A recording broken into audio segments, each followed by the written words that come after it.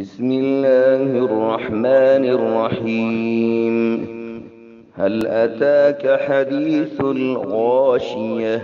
وجوه يومئذ خاشعة عاملة ناصبة تصلى نارا حامية تسقى من عين آنية ليس لهم طعام إلا من ضريع لا يسمن ولا يغني من جوع.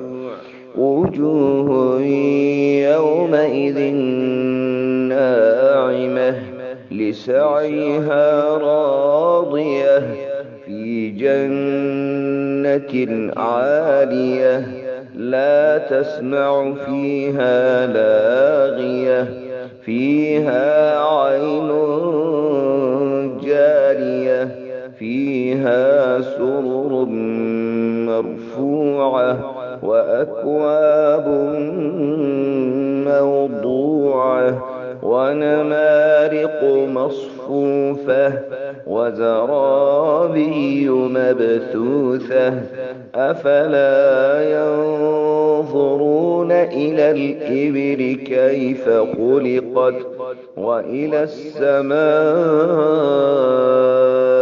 كيف رفعت وإلى الجبال كيف نصبت وإلى الأرض كيف سطحت فذكر إنما أنت مذكر لست عليهم بمسيطر إلا من تولى وكفر فيعذبه الله العذاب الأكبر إن إلينا إيابهم ثم إن علينا حسابهم.